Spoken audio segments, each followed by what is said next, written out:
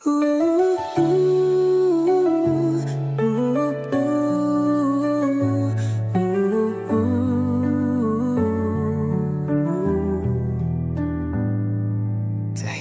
lang akong nakikinig